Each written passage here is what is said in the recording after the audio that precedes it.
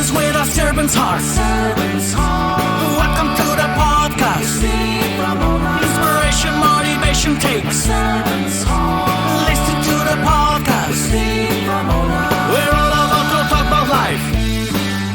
Our guests will share their life story. We want you to success in life and business. We're ready and we will start shortly. We're gonna talk about life. We're going to speak on business. You're gonna shine bright. We are going to witness. Business with a servant's heart. With hosts Steve Ramona and Ray. Inspiration, education talks.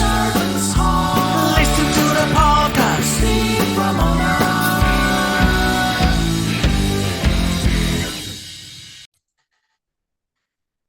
Welcome, everyone, to Doing Business with a Servant's Heart podcast. I'm your host, Steve Ramona. I am so fired up to have you join us today. You're going to love my guest today. Trust me. I spent 10 minutes just before the show and before. Get your pen and paper out. We dedicated this podcast to explore the idea of doing business and living life with a purpose, and that purpose being a servant's heart. Imagine the impact and difference you would make. Also, we wanted this show to motivate you, inspire you, and educate you. And my guest is going to do all that. It's going to hit a grand slam today. And while you're listening today, I want you to think about it. Here's your call to action. How are you going to serve yourself and how are you going to serve others today that will impact you create today? Let's not wait. Let's make a difference. And it could be as simple as calling your best friend and saying, I was thinking about you. We don't know what people are going through. And that servant attitude is a game changer for a lot of people. I've seen it happen many times. I want to thank my incredible partner, Pantheon Alliance. Would you like to be part of an exclusive community of high-income, successful business owners and entrepreneurs from very diverse industries? Together, they're building a thought leader platform to impact and change the world. Impact and change. That's what a servant's heart does. In finances, it could be a pain in the booty. How do I do it? Where I go? How do I exit? So many questions, especially when you start making a lot of money. I think it's harder when you make a lot of money than when you're struggling and trying to make money, because you know where you're at.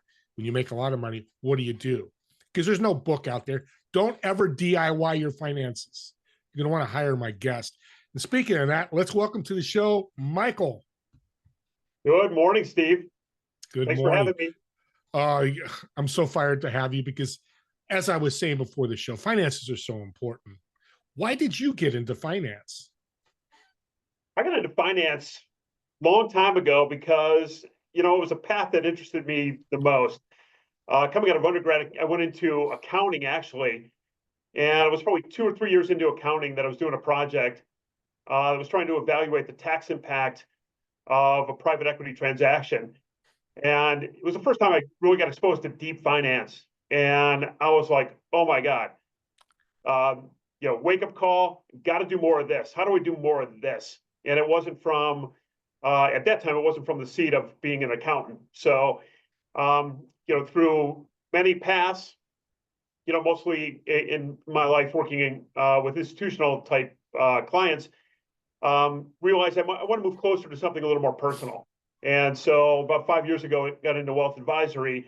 That starts with personal, and works towards what the goals are of that person. So, I love that, because I think a really good financial advisor or somebody in finance needs to have passion and a servant's heart.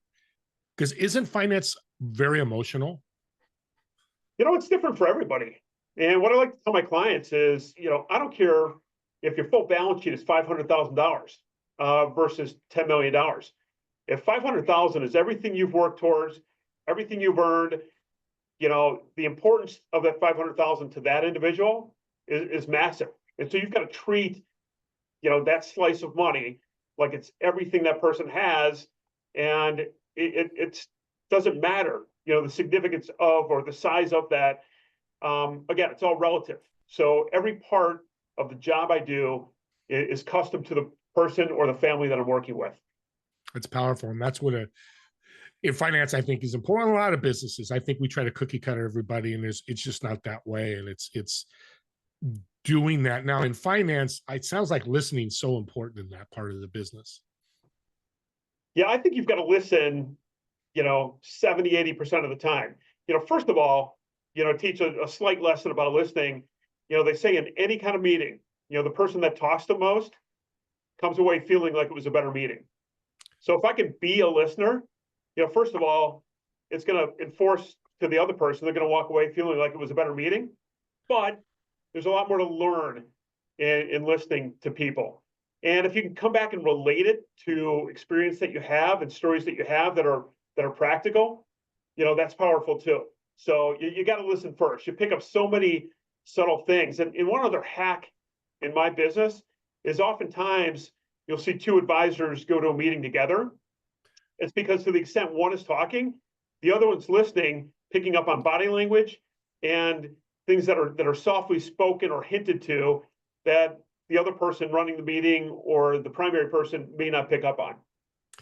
I've talked to many financial advisors. I've never heard that. I mean, I'm talking hundreds. That's the first time if you're a financial advisor in finance, that's $1 million tip right there, because that could make the change whether they hire you or not. Wow. Very much agree. So let's jump into the most exciting part of what you do. I think it is exit. Guys work 20, 30 years, worked hard. They're very successful. They're ready to go.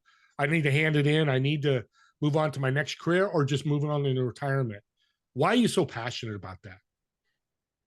Yeah, a few things, Steve. First of all, I hardly describe myself as a wealth advisor anymore. To me, wealth advisory is a starting point. And the starting point that I chose is further back. That's engaging with a business owner. And oftentimes what that means is, that business owner, they've built up the asset that they have. Oftentimes they view it as an ATM. It's the thing that pays the bills. The mindset that needs to switch at that level is, hey, I've got something valuable. I've got something that somebody on the outside is going to value. I've got something that I can sell. Even somebody that has a succession plan, I hear oftentimes, I'm good. I've got a succession plan. My kids are going to take over the business. Well, wait a minute. You built that asset up. That is your retirement plan. 80% of a business owner's net worth is tied up in that business. Even if you have a succession plan, tell me what your plan is to get the money out of there. You need that money in retirement. And furthermore, in the SEPA training that I do, a lot of it is, let's treat that business like it's going to be sold tomorrow. What people don't appreciate is that most sales, maybe 50% of sales at least, are for sales. Things like divorce, death, and disability. Those you can't plan for. However, if you're treating your business like it's an asset, and you're always trying to optimize the value of that asset, you're running a business that can be sold if any of those unfortunate things should happen. So to me, love engaging with business owners, oftentimes working towards a sale or an exit. It's the only time they're ever going to do that. And if I can be there to handhold them, sometimes that engagement is 3 years, 5 years. It's not always immediate. They can get to know me. I get to know them. I understand what's most important to them, and we can build to that. So I love that hand-to-hand combat or engagement. To me, it's incredibly personal. How much money is left on the table when people don't go to a person that doesn't help them exit? Brilliant question, Steve. There's no cheap way to have a proper exit. So if you've got the right intermediary, the proper banker, oftentimes I'll tell you, you're going to get a half turn of value by engaging with that person. I can't tell you how many people have told me, again, I engage with probably 100 different business owners in a given year. And I can't tell you how many feel pretty confident they can get to a good sale because people are knocking on the door. And in reality, here's what happens, Steve. Let me tell you the process that happens. If you don't have the proper intermediary, somebody engages with you, the offer sounds great. They start throwing around multiples of 10 to 12, 14 times. And guess what happens from there? You allow them in, you open the hood, they start digging around your financials, the business that you have, they start noticing little things that creep up. Maybe you're expensing, certain personal items through your business. That's not uncommon. That's fine. But all of a sudden, more and more questions start to come out. It's like the cockroach theory, where there's one cockroach, there's many. And what then happens in that conversation is all of a sudden you get further down the path and maybe you're 9 months, 12 months into it. That 12 to 14 multiple becomes an 8 multiple. And at some point, you're wiped out. This process is exhausting. And all of a sudden that 8 multiple sounds like your best and only option. And guess what? You left a ton of value on the table. I would rather pay somebody with some kind of success parameter built in that encourages the intermediary, most of the time an investment banker, to get me the best deal possible. You nailed it, Michael, because I'm thinking I give you 10%, I still make 90. I think my multiple goes up, even though I give you a piece of that. Well, without a doubt, I've seen it many, many times. You have to engage somebody that's going to work for you. You have a story off the top of your head of somebody you work with and something similar, or benefits came? Yeah, I've seen it multiple times. So when I engage with somebody along the lines of a business sale, let's say they want to go down the path, they're ready to engage bankers. I've got the ability here internally at Raymond James to tap some of our investment bankers. We're lower middle market. We've got about a 700-person investment banking staff here. So deep network. Additionally, we've got non-affiliated investment bank boutiques that we can tap if we're going down the path or working with an industry we're not familiar with. And then I've got an extensive network of external investment bank boutiques that I work with. Oftentimes, I'll come to the table with maybe somebody from Raymond James, somebody from this boutique network internally, and then 2 from the outside. That way, we've got a chance. I say we because, again, I'm arm in arm with the business owner. So we've got a chance to interview 4 different investment banking parties. And I think it's important to have independent relationships as well. And again, I'm just looking for the best outcome. And so there was an occasion I did that working with a client in Florida, and we investigated the 3 internal resources, and we weren't satisfied with any of those. And my brother happens to be in a business that was adjacent to this particular business, and I tapped him. I said, "Who have you guys used? You guys have been very acquisitive. What bankers do you have respect for?" And he led me to one, introduced that guy, and married the 2. See, I knew that story was going to go that way with the network, because we talked about before the show. Audience, this is the power of your network, your net worth. Did you make money? You probably made some, but doing that referral, game changer. Because again, it's warm. It's somebody, let me help you. You have an ego, but here's what Mark Hunter, my guest, said: empowering greater outcomes. That is you to an absolute T. If you're going to make money, you're going to make money. If not, at least you're taking care of that client one way or the other. Audience, if you do just like Michael does in your business, doesn't matter what you're in, you're going to be extremely successful. I just had to say that because my spidey senses are growing here. Now, with exit strategy, can you start 3 years into your company and you still got 10 years to go, or 20 years to exit? How early do you start the exit? Seriously, the moment you realize, again, that you've got an asset. I can pull in resources, one that can help you value the company. A lot of people, that's the starting point. A lot of people have no idea what the value of the company is. And a lot of people, again, don't think their business or their asset has value. The only way they find that out is to run it through a valuation. I've got access to a group that will do a complimentary valuation.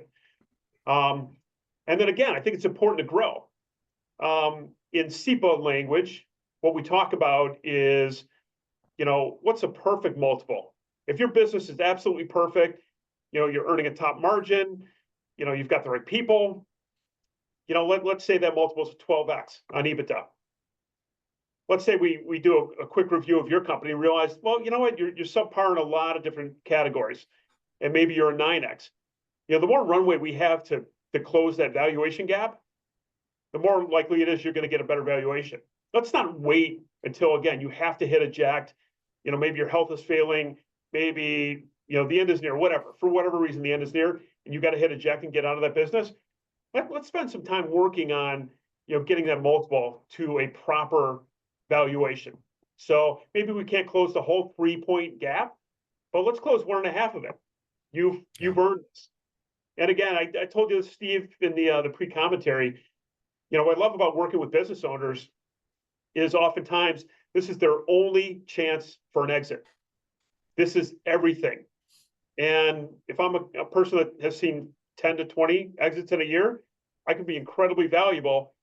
And the only thing I'm really getting paid for is managing somebody's wealth.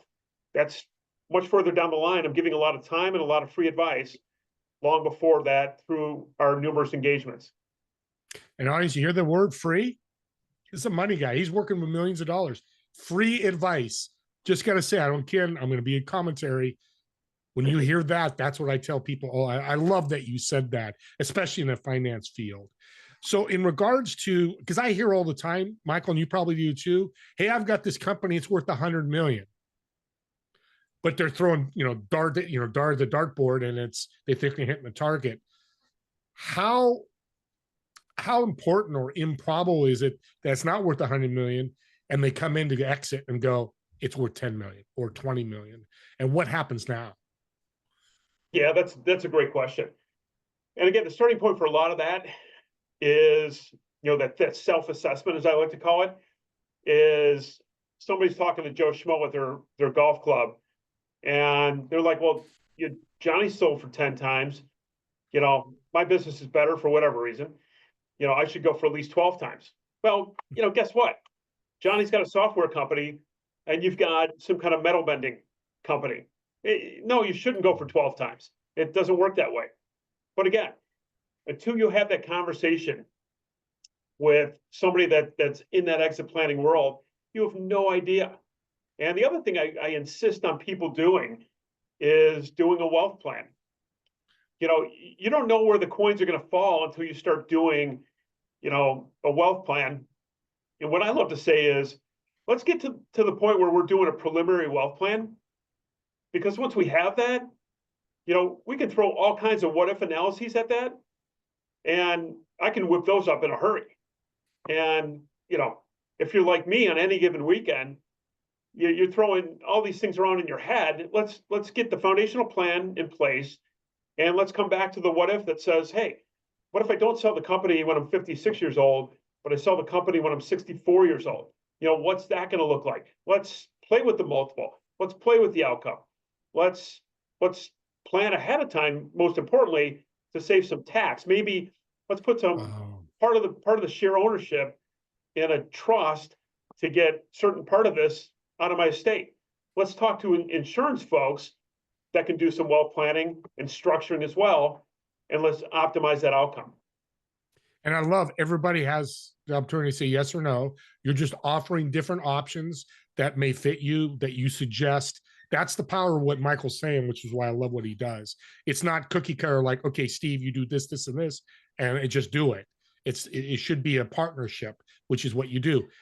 And I love what you said about the golf club, because I hear from a lot of business owners, at the golf club, and they have I call it friends assessment. Oh my God, Steve, you should be 100 million. And I meet somebody like, a person like you that does what you do. And they go, that happens.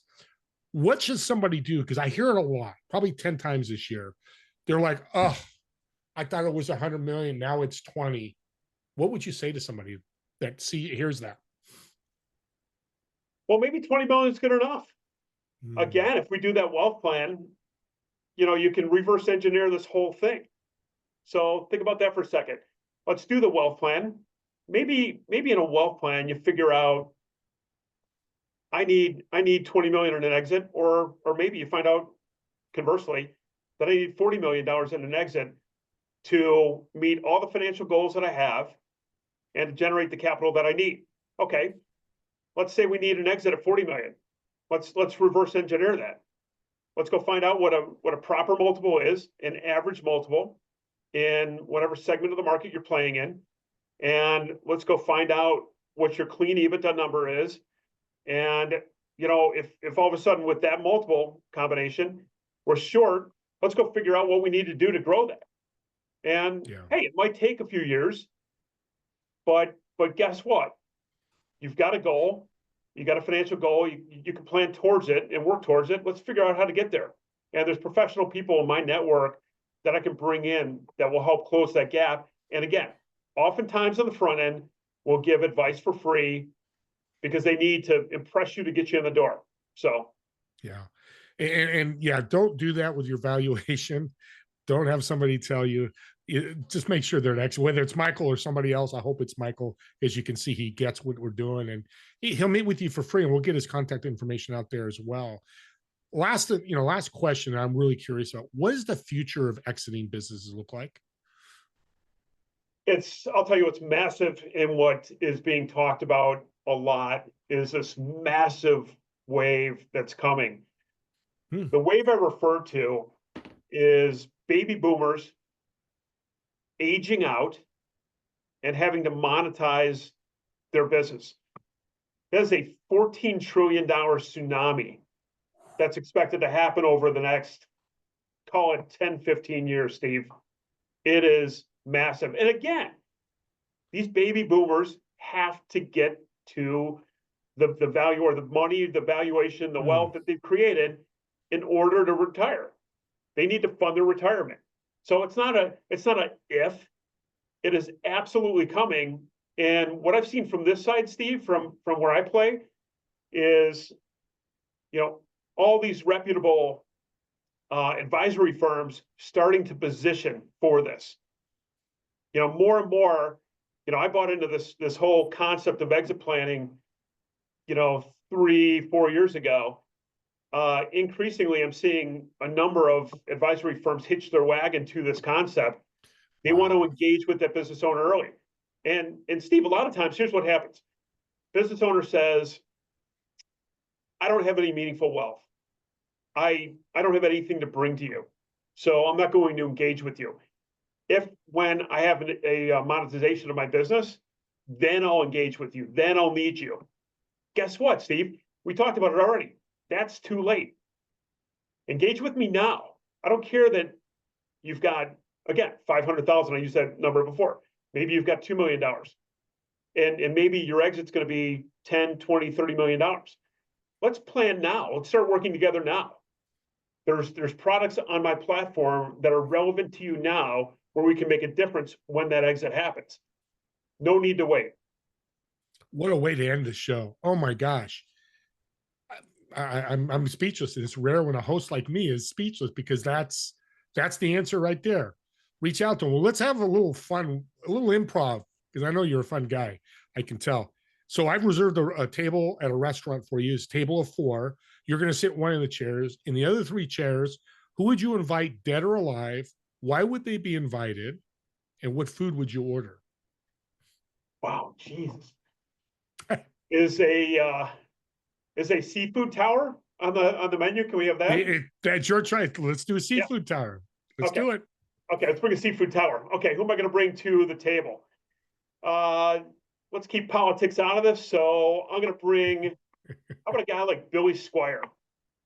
Billy Squier. I grew up in an age where Billy Squier was something amazing. And he had some, call it hardish rock music. If you haven't listened to Billy Squier in a while, go on Spotify and go look up Billy Squier. Let's bring, how about Pete Rose? Let's bring Pete Rose to that table. I think Pete Rose would be phenomenal. Talk about a guy with sports stories that would impress, and from a day gone by. And if anybody doesn't know, Pete passed away recently. He was banned from baseball for gambling on baseball. I think Pete would tell some amazing stories. Few swear words as well, but that's okay. Yeah, without a doubt. You gotta be immune to that. And let's bring another sports. I'm a big sports guy. Let's bring John Daly, the golfer. And you talk about the power of listening, Steve. At that table, I don't think I need to say a word. We're listening to stories.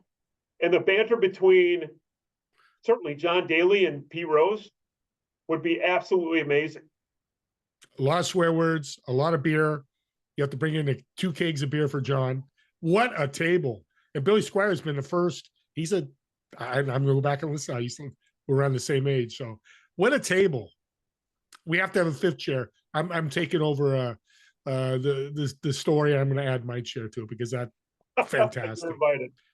Michael, I want to thank you. Really, truly, I love having guests on that talk about finance like you do with a servant's heart. You're really out there. Again, you have an ego, empowering greater outcomes. And you do that with somebody's finance like you're doing. It's a game changer for people. And that's what I love what you're doing. How can people connect with you and support you? Yeah, Steve, I've got a personal website here at Alex Brown, and that's scrolling across the screen, so I don't need to say that. But also by email. Email's Michael, Michael, Schodrof, last name, Schodrof, at alexbrown.com. Love to engage with you. And I'm going to put all the information audience in the show notes. You'll have access to it. And here's your call to action at the end. Subscribe to the YouTube channel, but not why you think it is. You listen to this show and you go, my cousin during Thanksgiving we just passed through Thanksgiving with people listening to this 6 months, a year later, and they're talking about their finances and they're struggling. What did Michael say the whole show 3 or 4 times? Meet with them for free. Maybe they have a business. Maybe he can give you 2 or 3 tips to go over the edge and then have a wealth person here. But here's the power of subscribing. You have that link instead of going, hey, I just listened to Michael. You need to connect with them. Yeah, that's a nice referral. But how do they listen to Michael for 10 minutes and hear his passion and how he educated us today? To me, that's a servant's heart giving a gift to somebody else. We're coming up to Christmas. To me, that's a Christmas gift. Also, to comment on the YouTube channel. If it's for Michael, I'll get the comment to him. It's a critique for the podcast. Me and Michael want this to be the best podcast because it's all about you, the audience. So send those out your way. And as always, me and Michael want to thank you for watching or listening to this podcast. And we'll see you all in the next episode of Doing Business with the Servant's Heart. Have a great day, everyone. Thanks, Dave.